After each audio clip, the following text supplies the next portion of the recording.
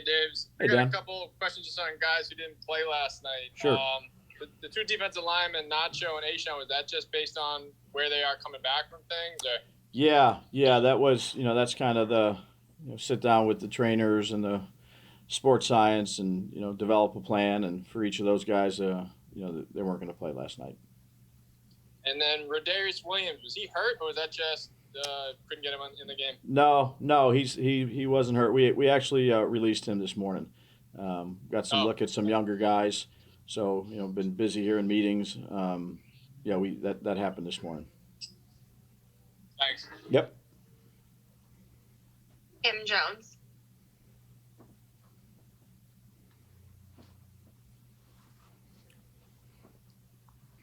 Wow, I'm way too old for a rookie mistake on Zoom. Sorry, Dibs. No problem. When you look back at last night, where do you start with evaluating? We know what we saw in the press box. It looked awfully good from there. But where do you start with an evaluation of a game like that? Well, I'd say it's the same for every game in terms of what we look at. The overall execution of the play, how each person is performing their individual job and technique and assignment, and there's a lot to correct. Regardless of when the game's being played, preseason, regular season, who's playing in it. That's the job of a coach. So you go through the tape. Certainly a lot of things to correct. You praise some of the positive things that were accomplished in the game, but there's every game there's so many different little things to correct. So that's we just try to stay consistent, Kim, with our approach, whether it be a preseason, a regular season. Any of those, we just try to stay consistent with how we approach things. So we come in as a coaching staff, we watch the tape all together, offense, defense, special teams, just as a coaching staff. And I'd say, in the preseason, you're really evaluating, a lot of the players in terms of competition spots and where they're at. And, so you spend a lot of time doing that. And then you have another meeting right now. All the coaches are with their players right now. So, just trying to improve on, the number of things we can improve on. If I could just quickly follow up, it seems to me that Jalen Hyatt's come a long way in a short period of time. How do you see it? Yeah, I'd say he falls right in line with all the other rookies. I think they've been here for quite some time after the draft process. They've made strides each and every day. There's a lot of things that are happening to them for the first time. Just because you're not getting a lot of passes as a receiver, catches as a receiver, doesn't always necessarily mean you're not improving. And I think he's done that since he's been here. There's a lot to learn. He still has a lot to learn, but he's made strides. I think Coach Groh and Cade Knox have done a really good job in that room with him, along with the veterans. And he'd be the first to tell you that he's got still a lot to learn and a long way to go. Thanks, Dave. Yep, you got it. No problem. Paul Schwartz. Hey, Brian. How are you? Good. How are you? Hey, good. Couple of quick ones for you. Sure. When you're dealing with a rookie like Eric Gray, who you're asking to do the return game, sometimes the best play is minimizing. You know what I mean. It's not a splash play. It's just making a catch. Risk reward. Risk reward. Yeah. How do you assess his two? He got a couple of decisions early, kind of looked like he almost would have let the first punt drop, and then he came in, kind of waved people off and caught it. And then on the kickoff, there's a temptation maybe to get the ball there when it's bouncing around. Yeah, made a good decision there. Obviously got good field position off of it. Yeah, I think he's made good decisions back there. The more he does it, the better it is, particularly outside and on our stadium in particular with the wind. There was some good wind there last night in terms of the kicking game. So, he's worked hard at it. He'll continue to work hard at it. Much like Jalen, I think he's made some strides, but, still got a ways to go. Is it hard to trust a rookie in that situation because, there's a lot of problems that can arise? No, I think whether you're a rookie or a 2-year vet, a 5-year vet, you go through a process, starting back in OTAs and through camp, and you work hard at it, you prepare for it, and if you prepare hard for it and continue to practice it.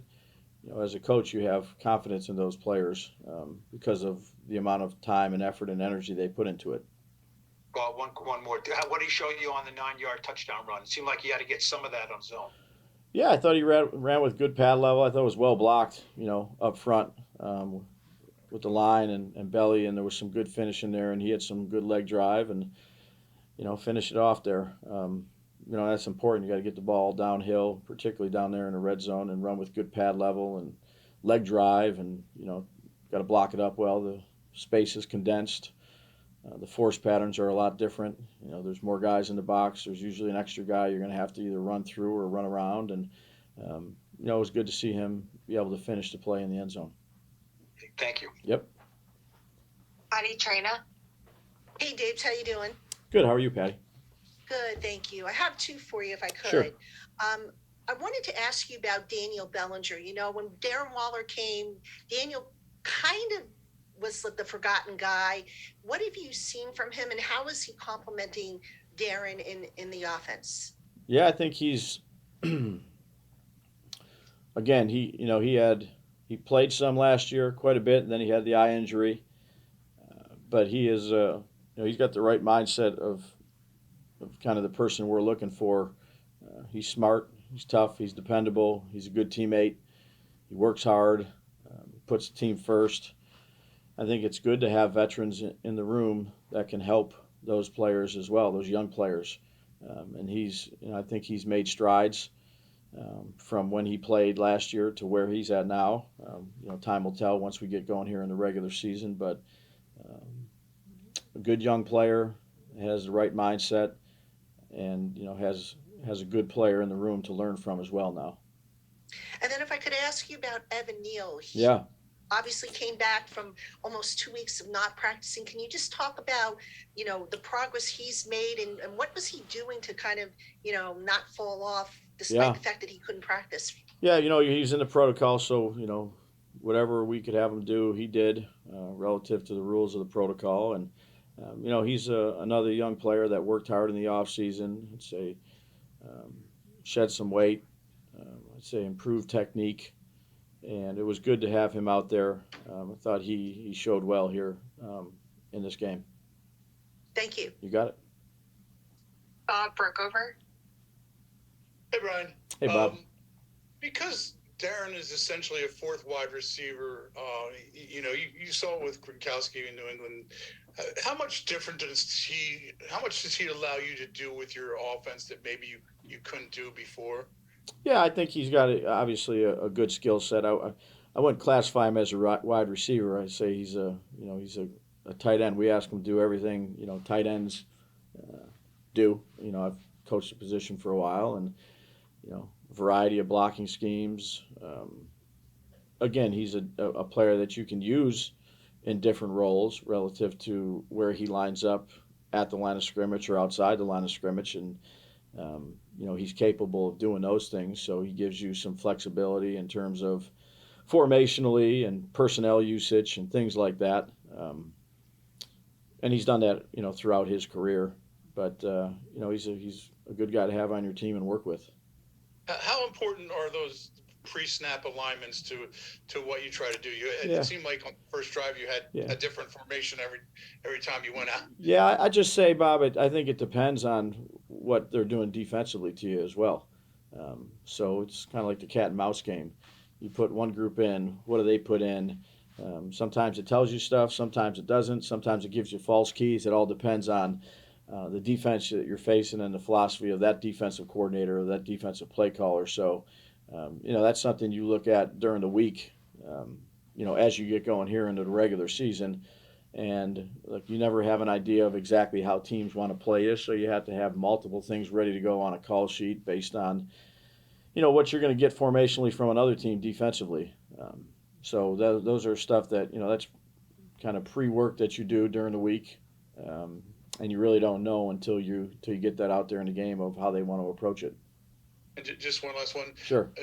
On the Bellinger touchdown, you lined up Waller just inside him. He sat just inside it. It looked like the two defenders, their eyes went to him, and that left. And Bellinger obviously blocked a little bit first and then popped open. but did you feel like that formation there helped him get open? Yeah, I thought, Mike, there was a pretty standard play that the players executed well. That Cap thought would be good down there in the red zone, and I'd say there was a play fake with it. And no, they were on Daniel pretty good. And again, another good example of Daniel adjusting his throw and his arm angle and things like that to get it around the defender that's kind of unblocked on that play, or should I say late blocked on that play. And they did a good job executing it. Thank you. You got it. Art Stapleton. Hey, Dave, what's going Hey, on? Art. How you doing, bud? Good. Good. I'm talking to Bryce Ford Wheaton last night after the game, just a little bit about the message that you guys send, and I'm sure you send it to all the players when they get here. Is we know what you can do in your offense or defense, but special teams is really going to be your ticket to kind of open eyes and stick that you can be in this league. I know buy-in is important, but how difficult is it for players in general to kind of take that message and translate it and really make an impact on special teams, given the idea that you guys don't necessarily have the live action that you do have in the summer? How much of it is trying to translate what their skill set might be? Yeah, well, I think it's really not that difficult, Art, because for some of the players, if they don't do it, they're not going to be on a team. So that's job security or not having it, and that's the reality of it. There's obviously some players that come in and play at certain positions, and that's their role. And then there's other players that have a different role, whether it be in different punt team or punt return team, kickoff return. And I think everybody understands, the people in the building, and I'd say just people in general that are competing for roster spots throughout the National Football League, that there's a role for you if you can go out there and earn that role and show that you can do it at a high level. And I would say that's probably the biggest thing is if you can earn a role and you can do something really well, regardless of what team it is on, a defensive unit, an offensive unit, a punt team unit, a punt return team unit, and you're really good at it, you have a chance of sticking around a place. So there's, I'd say, a lot of competitive spots right now that people are, kind of vying for. And certainly special teams, particularly with role players, backup players, can make a big difference. I guess a better question would have been if the buy-in is there, but some guys can't do it. Some guys go out there and try to do it and they can't do it. So sometimes it's finding that right fit, right, in terms of what guys can do. Yeah, no doubt about it. And if you're not, if you're not a starter and you can't do it, then you're probably not going to be around very long. Thanks. You got it. We'll take two more. Jordan Renan. Hey, Brian, what's going on? Hey, Jordan, how are you? Good. I'm curious, what did you see from Josh Azudu and your interior offensive line, the starting group in general? Yeah, I think all three of them did a good job. We rotated them, as you guys saw, and I'd say they all, they were all pretty productive in, the things we asked them to do yesterday. And so, obviously you're rotating. It was a pretty even split. Mm-hmm.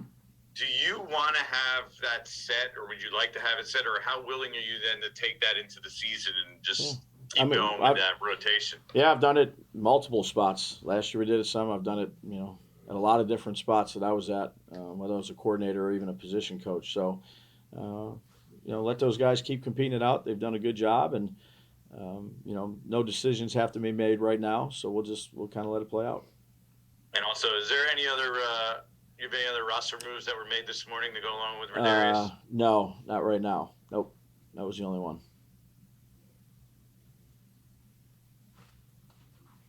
Everybody good? Last one here, Tom Canavan. Oh.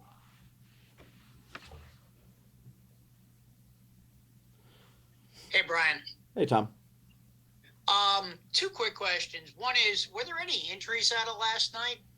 Yeah, I have not yet met. This was kind of like last week. I haven't even met with the doctors yet, so I'll have a better answer for the injury stuff on Monday for you. Okay. And the other one is, I may have missed this totally, but is there a reason Saquon didn't play? Yeah, we just didn't play him. Oh, okay. Because I was wondering, you had so many passes in that opening series. I was just wondering if we're not going to use him with the first team, he's not going to play. No, it's kind of, we have a plan for each one of our guys, and that was his plan.